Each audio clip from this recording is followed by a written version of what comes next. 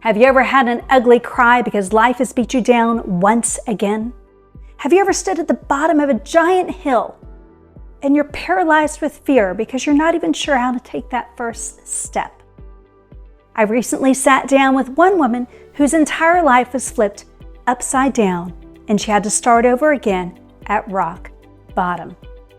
Join me now as we go on an inspirational, gorgeous reflection of overcoming.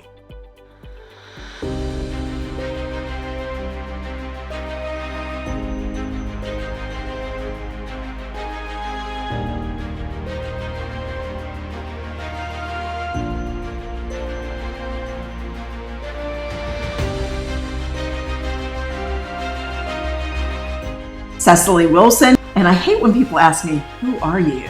I am a jack of all trades, if you will, right? But most importantly, I think I'm a mom of two beautiful daughters and a grandmother. Professionally, a veteran broadcast news anchor and reporter, philanthropist, TedX speaker, and now a author, best-selling author of She Said the P Word. So all of those things, but you know what? I'm just Secily. Secily may be all smiles now, but don't let that smile fool you. She is no stranger to adversity. As a veteran broadcast anchor and reporter, I experienced a stroke on air, losing my ability to speak temporarily. And as you can tell, I have regained my broadcast quality voice. But at that moment, I thought life was over for me. That is my livelihood. This is what I do to make my money. This is the only thing that I really know how to do, is speak. And when it was temporarily taken away from me, then it left me asking, what am I going to do? What's next for me, right? And when we ask those questions like that, you can do one or two things: succumb to whatever that adversity is, or decide to do something different. And so I decided, okay, stroke, you want to fight? Let's go. Let's do this. And I had to fight through it because I knew that I wanted to speak again. And I knew I had a message to share. And I knew that this was the only way that I could do it, and do it effectively and be an impact. Secily did indeed rise to the top once again. But it wasn't easy. In fact, she even had a second stroke a few years later. So I asked her for her advice for anybody feeling like they have impossible odds to overcome. But I really think this is one of the things that I strongly believe, is that you cannot conquer what you won't confront. So whatever that fear, that disappointment, that setback is, if you go at it with the ostrich approach, like, okay, it's not there, I don't see it, and it's going to go away.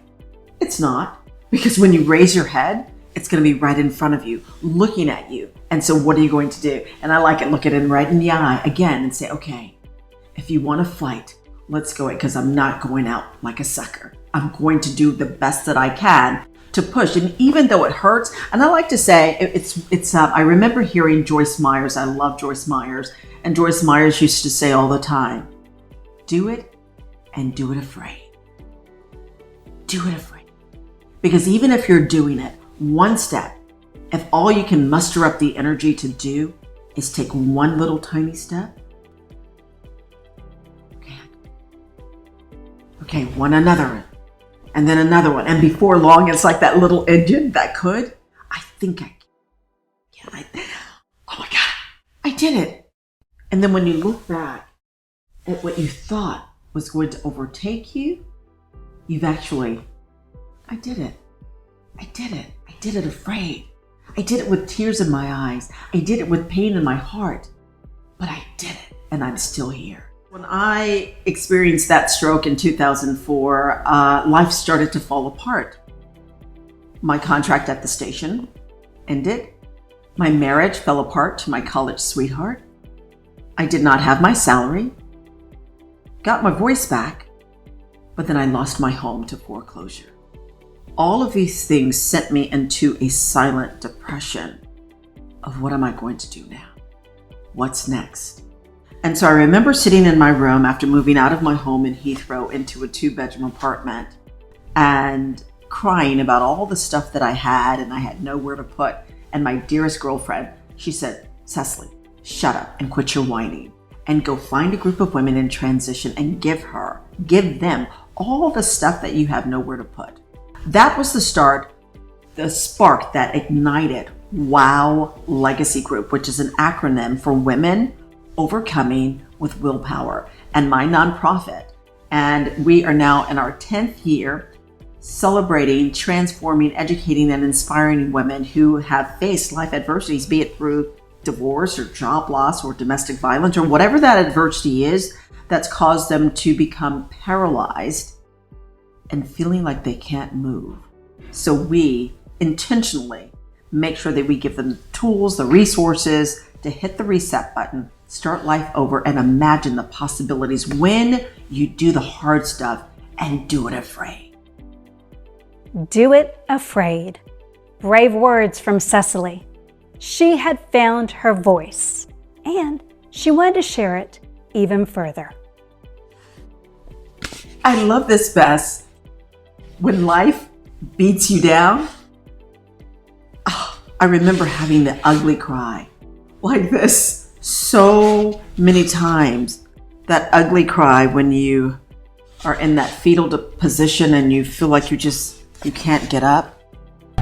And life is literally. I remember during the pandemic, that major P word that upset the lives of so many individuals. And it was another time in my life where life just happened at no fault of my own. And I'm sitting in the middle of this pandemic in 2020, and I was led to write a book. And I'm like, I can't write a book. Judy Isaacson, one of my dear friends, she said, Cecily, I have the person, you're going to write this book. And I'm like, whoa, okay. And I wrote the book and I titled it, she said, the P word. And it's loosely titled because of my experience and my time on Family Feud with Steve Harvey. And if you want to know what I said on Family Feud, just Google Secily Wilson and you'll figure it out. That's what it is. But more importantly, when I thought about the title, I'm thinking, wait a minute, I didn't realize that the letter P actually had meaning. It represents spiritual knowledge, wisdom, independence, and family, and it represents the number 7. And when I thought about the number 7, that's the month that I finished my book in July. It's also my birth month. And then I thought about all the P words: pain, power, perseverance, purpose, prayer, all of those magical P words that I put together in principles that help me overcome those moments when I feel like giving up, when life beats you down so badly. I live by some principles. Quickly, 4. Those 4 principles, and they're in my book. Create a plan. Because if you're going to overcome something, if you're going to beat the life that is trying to beat you down, you've got to have a plan. Then you've got to trust the process, because the process doesn't always work the way and time you think it's going to. It may work 5 months from now or 5 days from now, or it may work instantly, but you've got to have a plan. You've got to trust the process. You've got to surround yourself with a posse, because no man or woman is an island. You have to have someone to help you through the process, to encourage you, to help wipe your tears away, to say, okay, you got this. You've got to have a posse, because you can't do anything alone. And then persevere, because perseverance is synonymous with being unstoppable. Those are 4 of the principles that I live by and that I've written in my book. She said the P word, because that P word is so amazingly powerful. You know, Cecily herself is represented by P words: powerful, perseverance, perfection. I want to thank Cecily for sharing her inspirational story with us, and I hope she provided a little bit of a message of hope for you to keep in mind the next time life beats you down. You know, this whole video series is focused on mental health, self-awareness, community, helping each other out. And it's all leading up to an art exhibit that we have coming up for the entire month of June at Mills Art Gallery. The opening reception is June 1st, and I hope you'll join us. I'll be there, as well as many of the people that we interviewed. And best yet, a portion of the sales go to benefit Second Harvest Food Bank, which helps people living right here in Central Florida. We hope to see you there.